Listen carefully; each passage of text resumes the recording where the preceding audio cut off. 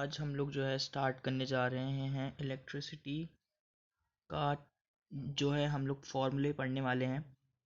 Electricity में आप लोगों को यहाँ पर जो है इस पूरे चैप्टर में क्लास 10th के लिए आप लोगों को पूरे 5 फार्मूले रहेंगे। यही 5 फार्मूले से आपके पूरे चैप्टर का जो है रिवीजन हो जाएगा।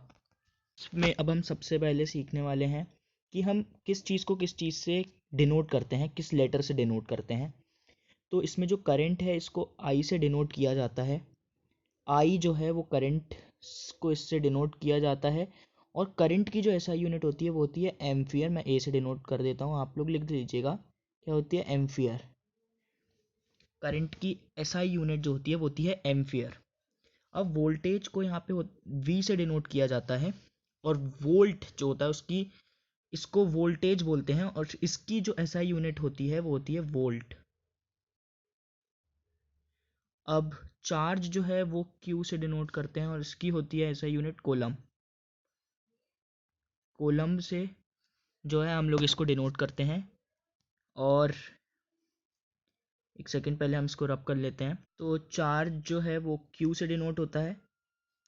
फिर उसके बाद आता है टाइम। टाइम तो हर जगह टी से ही डिनोट होता है, तो टाइम हो गया। एनर्जी को आप ई से, ये जो ई है आप इससे याद कर सकते हैं कि एनर्जी को ई से डिनोट करना है। रेजिस्टेंस को भी इसके आर से आप इसको डिनोट कर सकते हैं। तो यहाँ पे इन चीज़ों को इन लेटर्स से जो है डिनोट किया जाता है। अब अपन ने ये सीख लिया कि इनको डिनोट कैसे करते हैं, इनके सिंबल्स के हिसाब से हमने वो सीख लिया। इनकी एसआई यूनिट मैं बता देता हूँ। रेजिस्टेंस जो होता है, रेजिस्टेंस की एसआई यूनिट होती है ओम। ओम होती है रेजिस्टेंस की एसआई यूनिट।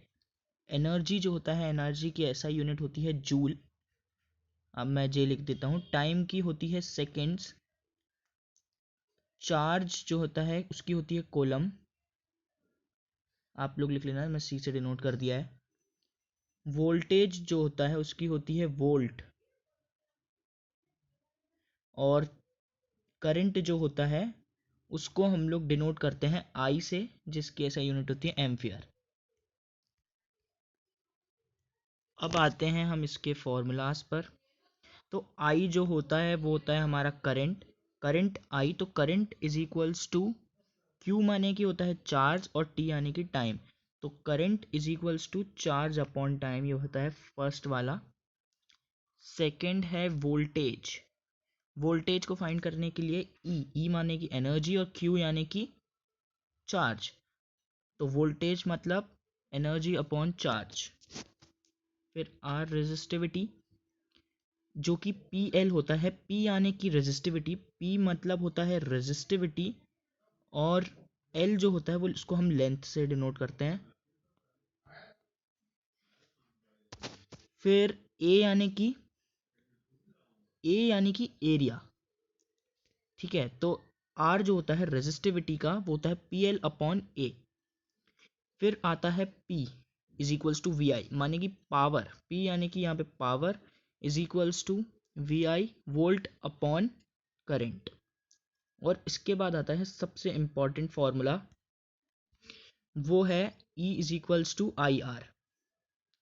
अब E is equals to I R जो है ये ओम्स फॉर्मूला है। ये ओम्स लॉ के द्वारा निकाला गया है। E is equals to I R सबसे मेन फॉर्मूला इस चैप्टर में आएगा। तो हमने इस चैप्टर के पांचों फॉर्मूले और किन सिंबल से इन्हें डिनोट किया जाता है, इनके मीनिंग क्या होते हैं, ये हमने सीख लिए हैं। So this was electricity chapter number 10 of science NCERT। Thank you.